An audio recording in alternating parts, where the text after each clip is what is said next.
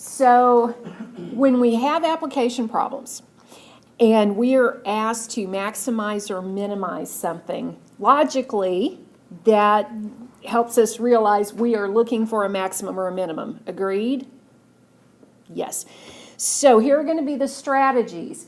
If they haven't given us an equation, we would have to be able to come up with that equation or a mathematical model for the equation. Once we have that, we're going to maximize or minimize it on the interval that we get for that function. Now, see if you can tell me, what do you do if you're looking for a maximum or a minimum? You have to find the, which one? First or second? First derivative, good. And if you take the first derivative, set it equal to 0, that gives you your possible maximums and minimums. We call those critical points, right? Excellent. So that's how you find those critical values. Then we would do what to figure out if we have a maximum or minimum? We'd have to run a sign analysis. Very good. And then that would tell us if we've got local maximums or minimums. Last class, we found out how to tell if something would be an absolute maximum or minimum. Do you guys remember that? You could look at your note sheet. Basically, when we find those critical values from the first derivative, we're going to take the second derivative and plug in. If we were looking for an absolute minimum, then that second derivative, when we use the critical value, would give us a positive number. If we were looking for an absolute maximum, then that second derivative, if we plug in the critical number, would give us back something that's negative. That's on your sheet here. And remember, when you test, you get to use the rules. Okay, so you don't have to have it memorized, you just have to know where to find it to run that test. Make sense? Okay, and then once we know if it's a maximum or a minimum, they may be asking us a question like, think about it, there's an ordered pair that takes place there. There's an X part and a Y part. So they might be asking us, how many items do you have to produce to maximize profit? That would be the X part of the ordered pair. But if it asked us what is the maximum profit, that would be the Y part. So we'll have to make sure we read the question to know which part we need to provide in the answer. Make sense? So let's go through an example, see how this works. This is asking us to find two numbers whose sum is 36 and whose product is a maximum.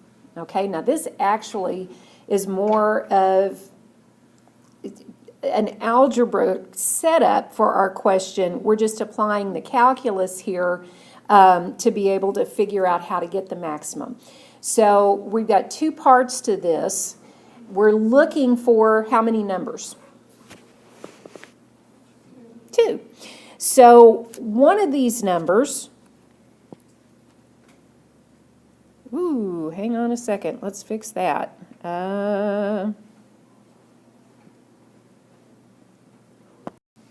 So what we can do is identify the first number as X. I don't know what it is, but there's going to be some number X that I need.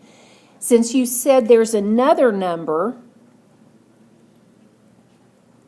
I got to figure out how to define that second number. Now look at the information they gave us. They tell us that the sum of these two numbers is 36. Now sum means what? If I were adding them. Now, since I don't know either one, and I call one of them X, the second one, if I call it Y, I'm going to have a problem in a little bit when I solve it. But think about it this way. If I think of the second number as Y, then I know if I add the first number and the second number, I get 36. Here's what we want to do. We want to solve for that second number, solve for Y, so we can get an expression that has X in it. If I write X plus Y equals 36, what do I get if I solve for Y? Well, to get Y by itself, what do I do to move the X? subtract it. So subtract x from each side. Couldn't I say then that the second number is 36 minus x? Yes? Does that make sense? This will be the second number. This will be the first number. Now, these two numbers, I know their sum is supposed to be 36. If I add x plus 36 minus x, don't I get 36? Because the x and the minus x would cancel out. And that was my goal. I wanted to try to identify each of these two numbers using only x's. I don't want to use that y, but that y over here helped me figure out what the second number needs to be. Do we have a thumbs up or a thumbs down on this part? Okay. Now, I still don't have an equation yet, but I can get one if I use the second part of the statement that they've provided. I know their product is going to be a maximum. What am I going to do with these two things if it says their product is a maximum? I'm going to multiply them. That's going to be the equation or the function that I need to maximize. So my f of x is going to equal x times 36 minus x. If I clean that up, my function is what? Just distribute, you get 36x minus, are we in agreement on that? Okay, so that's what I needed, is my function that I can now try to maximize. And to maximize it, I'm going to have to take the what?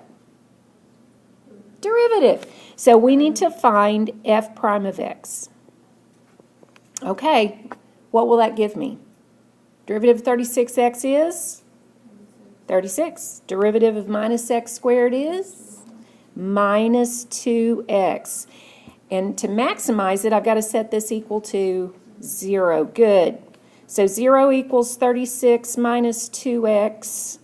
I can either move the 36 or I can move the minus 2x. I think I'm going to add 2x to each side. And would you agree, if 2x equals 36, that means x equals 18? Yes. Okay. That is my critical value, my test point that I can use to see if I have a maximum here. That's my only potential place to have a maximum. Agreed?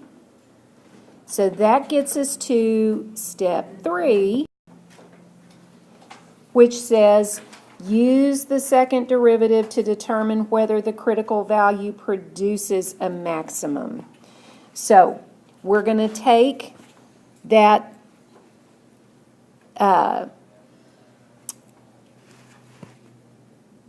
well, let's do this. Let's first run our first derivative test to see if it's a local maximum or minimum, okay?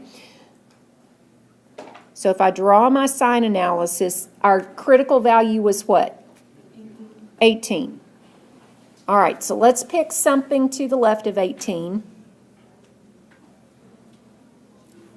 0, that works. Something to the right of 18 would be maybe 20.